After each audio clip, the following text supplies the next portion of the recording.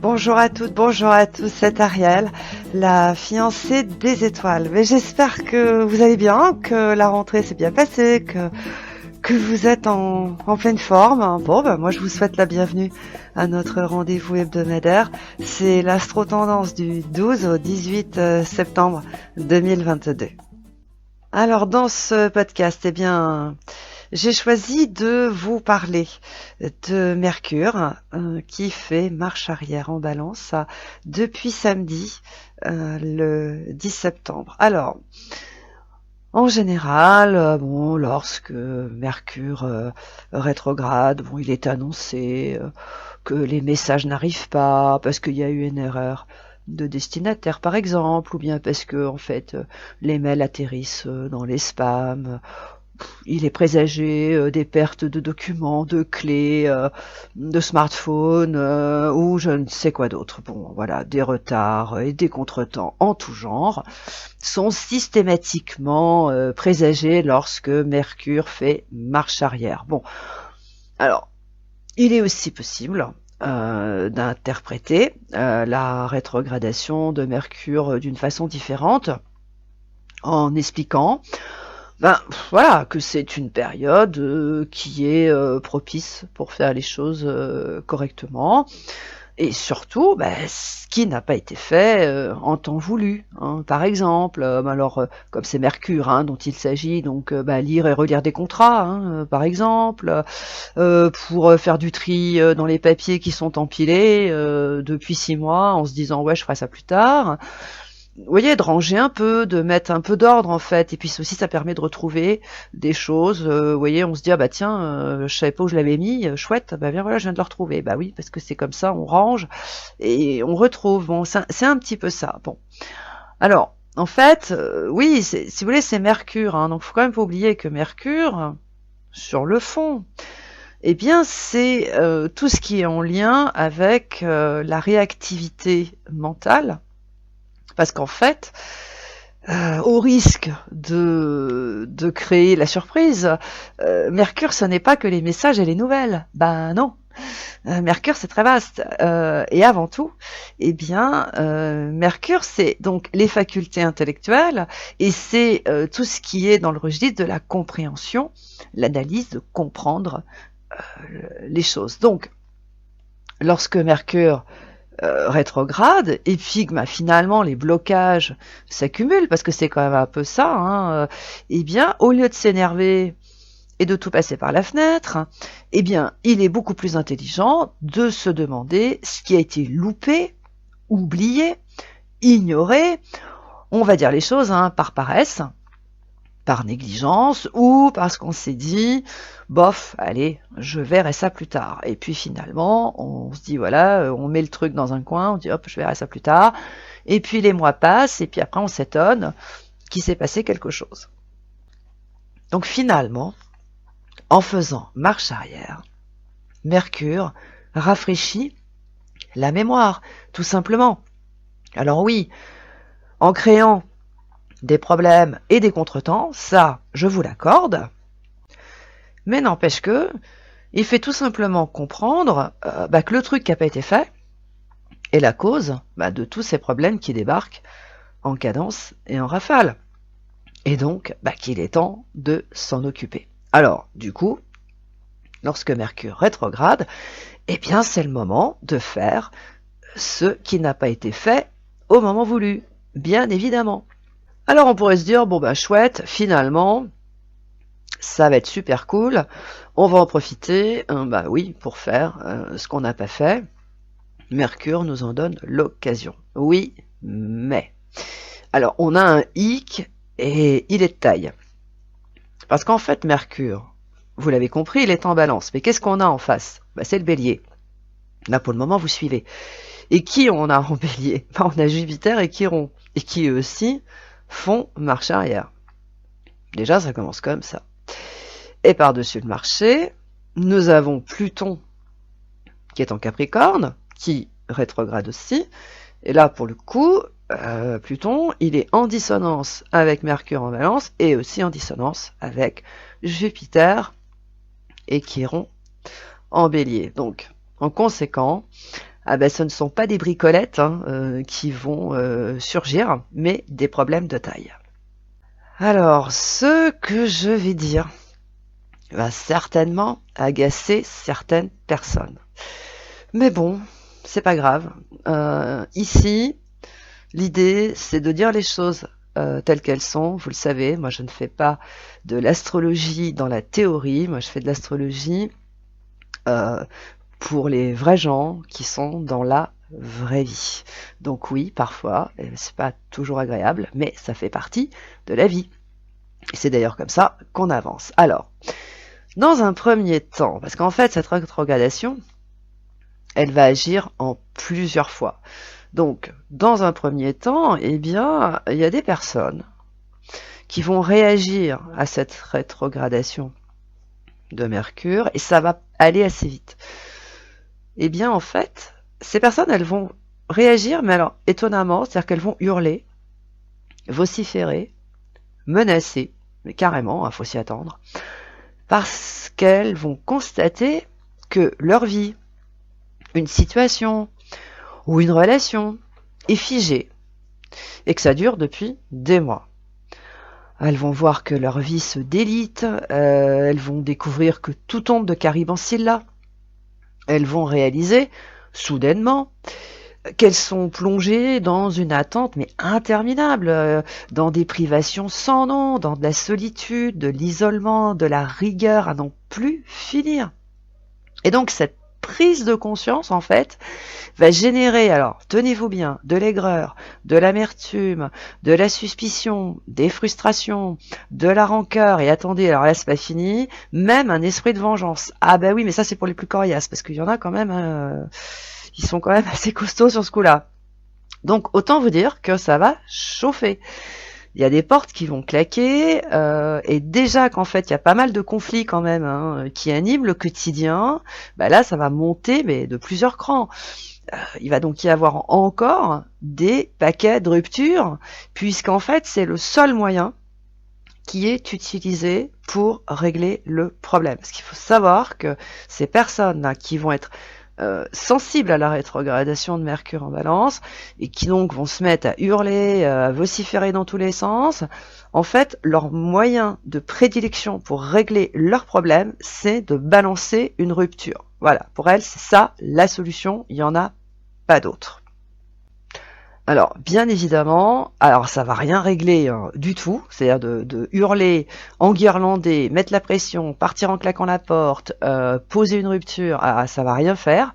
Alors, à part, pour le coup, ça va amplifier l'attente, les privations, la solitude, l'isolement, la rigueur, etc. Ça, c'est clair. Donc, en fait, s'énerver comme ça, poser des ruptures, provoquer des conflits, donc ça ne va rien arranger, bien au contraire. En revanche, comprendre les causes profondes de ces aléas va être beaucoup plus constructif. Parce qu'en fait, ça, je vous l'explique à chaque fois, lorsqu'une planète, elle fait marche arrière, que ce soit une planète lente ou une planète rapide, c'est une opportunité pour faire ce qui n'a pas été fait au moment voulu. Voilà. Et bien évidemment, en fonction de la vocation de la planète qui fait marche arrière. Alors là, pour le coup, c'est Mercure. Donc, qu'est-ce qu'il faut faire et qui n'a pas été fait? Eh bien, c'est comprendre les choses, comprendre le sens, de cette solitude, de ces privations, de cet isolement, de cette rigueur, de ces restrictions, et j'en passe. Il faut en comprendre les causes, il faut savoir pourquoi, de façon, bien évidemment, à y mettre un terme. Voilà.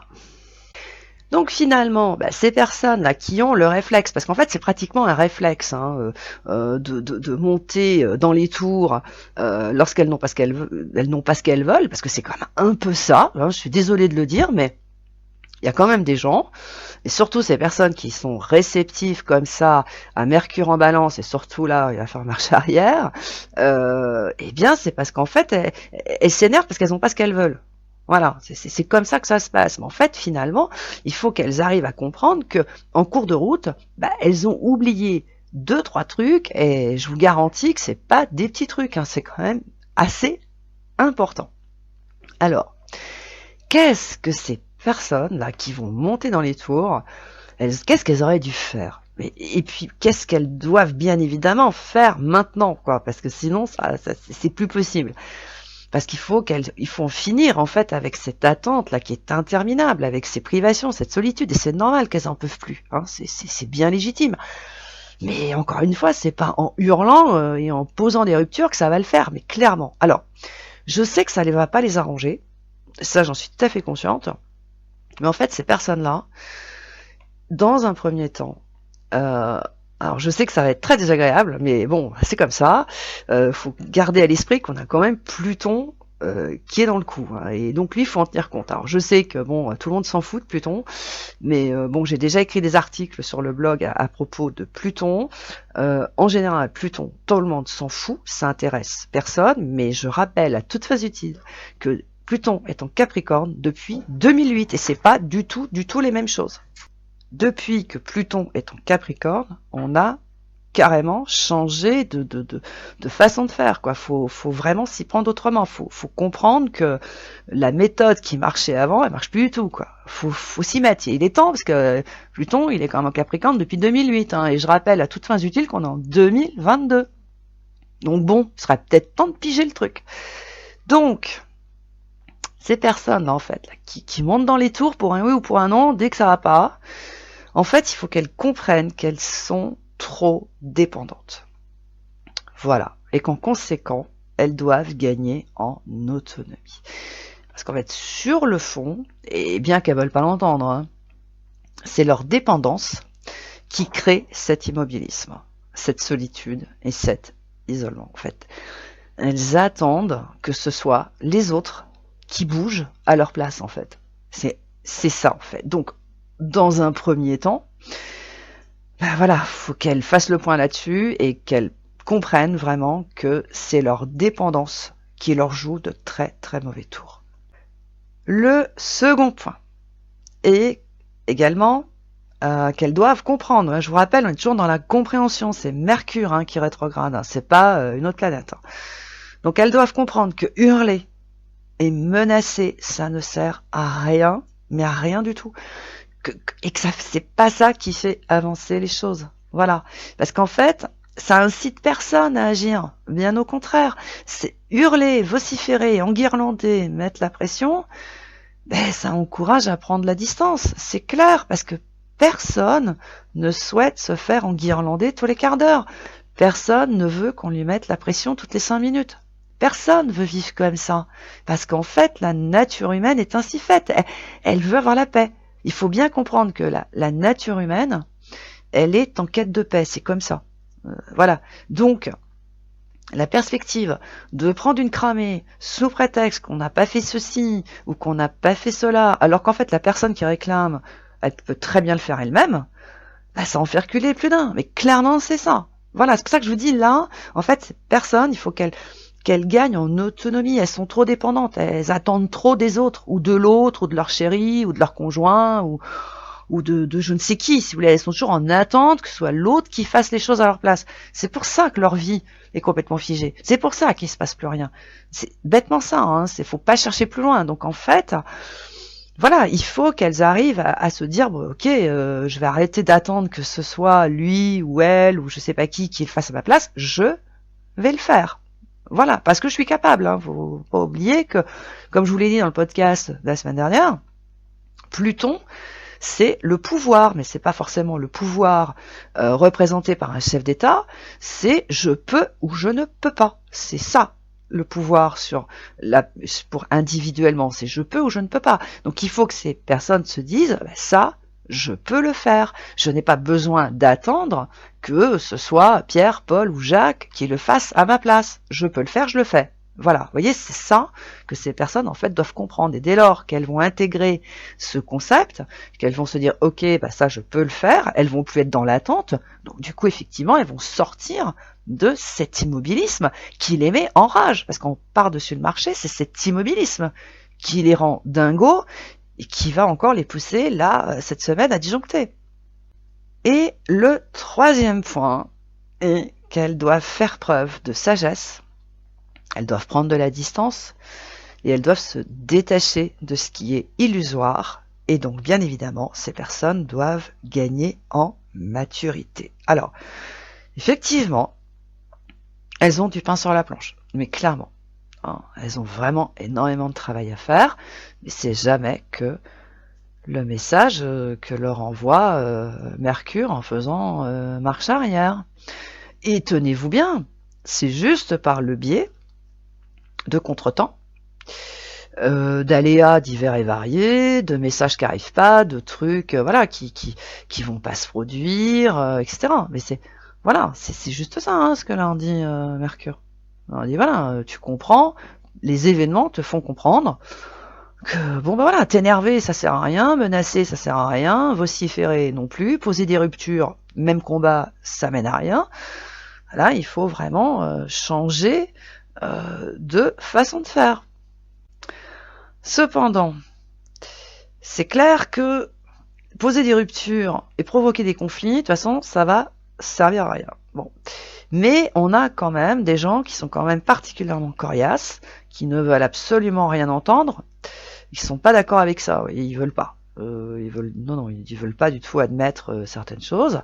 Donc du coup, ils vont être tentés de s'en sortir, mais avec une pirouette, parce on a toujours un Mars qui est dans les Gémeaux et qui est quand même en aspect avec Mercure en Balance. Hein. On a beau tourner et virer dans tous les sens, à partir du moment où ces personnes, en fait, elles vont pas vouloir aller aller de l'avant, hein, parce que bon, la Balance, c'est le Scorpion, c'est le Sagittaire, c'est le Capricorne, c'est le Verseau, c'est le Poisson, c'est le Bélier.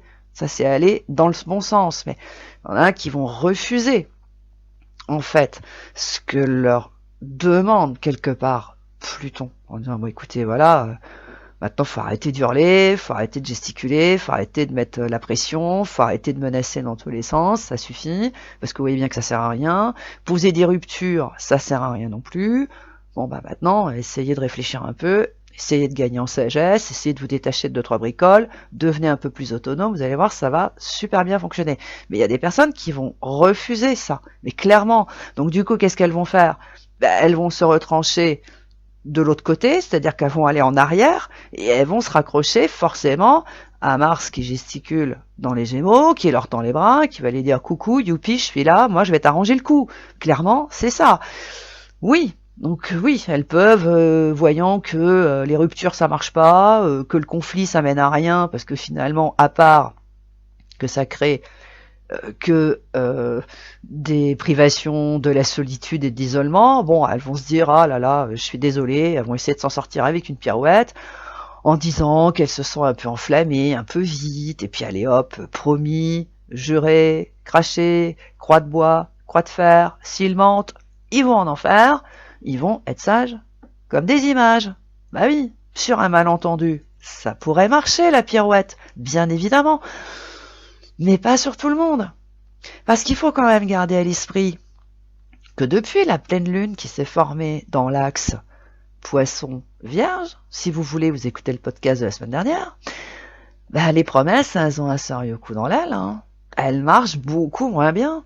Il y a quand même des personnes qui ont signalé lors de cette pleine lune qu'elles en avaient assez, et plus qu'assez, d'être roulées dans la farine. Donc, à mon sens, ces personnes là, qui ont le fâcheux réflexe, parce que c'est vraiment ça, hein, de mettre la pression, d'enguirlander les autres, de menacer, de vociférer, de poser des ruptures pour obtenir ce qu'elles veulent, à mon avis, elles vont avoir du fil à retordre avec les événements et les circonstances. Hein. Moi, à mon avis, parce que Mars, il fait pas le poids, il va pas les aider, il va pas les sortir de la spirale infernale dans laquelle elles se trouvent. Mais clairement, c'est pas possible, parce que déjà, je vous le dis, il fait pas le poids, et puis quelque part, ça les tire en arrière. Hein. Mars en Gémeaux, c'est derrière, c'est derrière la balance, hein, c'est pas devant, que je sache. Donc, c'est quelque part, c'est circuler. Voilà, c'est pas avancé. Donc ces personnes, en plus, elles s'énervent, elles mettent la pression, elles vont gesticuler dans tous les sens. À cause de quoi? Qu'il n'y a pas d'évolution, que les choses n'avancent pas, mais elles ne veulent pas faire ce qu'il faut. Alors du coup, elles vont encore reculer, donc elles vont encore s'énerver. Donc vous voyez, elles sont dans un truc, là, faut s'en sortir. Donc en fait, là, tant qu'elles vont refuser en fait de comprendre que cette façon de faire qui leur a réussi jadis, hein, clairement, parce que ça marchait très très bien avant, hein, de poser des ruptures, de semer des conflits, de menacer, de mettre la pression et tout ce que vous voulez, ça marchait super bien. Mais ça, c'était avant. Voilà.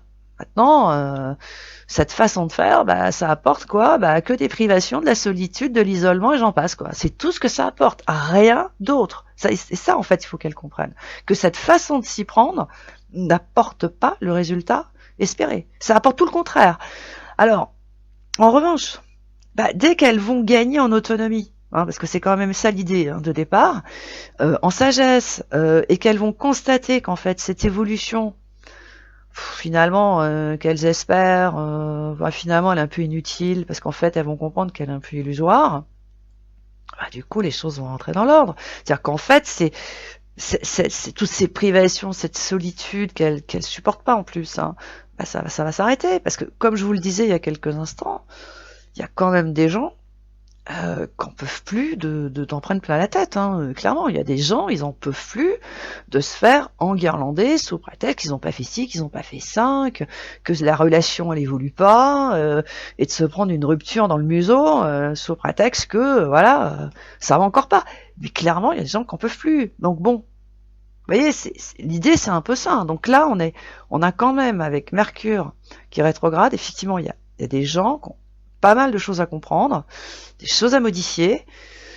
Et bon, je dirais que ça va surtout leur apporter quelque part cette sérénité, cette paix à laquelle elles aspirent sur le fond. Parce que sur le fond du fond, ces personnes, elles aspirent elles aussi à avoir une vie sereine et agréable et plaisante. C'est évident. Donc voilà, il y a juste 2-3 petites choses à faire. Et en fait, c'est ce que propose de faire Mercure en rétrogradant. Voilà, les amis, c'était l'astro-tendance de la semaine sur la rétrogradation de Mercure en Balance. Donc si vous le souhaitez, vous pouvez me retrouver. Alors pour le moment, c'est le mardi et le jeudi entre 10 et 12. Pour le moment, j'en suis encore là, mais vous pouvez bien évidemment consulter Anne-Louise, Bérénice, Zélie, Isabelle et Demi, et bien sûr tous les autres membres de l'équipe de Dial Voyance qui se font une joie de répondre à toutes vos questions au 08 90 37 04 70 pour l'audiotel et au 01 84 07 04 48 pour la CB. Si vous le souhaitez, vous pouvez retrouver cette astro-tendance, des vidéos, des horoscopes mensuels et d'autres articles sur mon blog www.lafiancéedesétoiles.com. Bien sûr, si ce n'est pas déjà fait, abonnez-vous à notre chaîne, likez et partagez nos vidéos. Et puis bien sûr, si vous le souhaitez, n'hésitez pas à commenter, à dire ce que vous pensez de ces podcasts, ce qu'ils vous apportent, si ils suscitent quelque chose en vous, s'ils font écho en vous, parce qu'en fait ça nous apporte un grand soutien, ça augmente notre visibilité et puis ça ne coûte rien. Voilà, allez, je vous souhaite une super semaine, je vous retrouve la semaine prochaine, ciao, bye bye.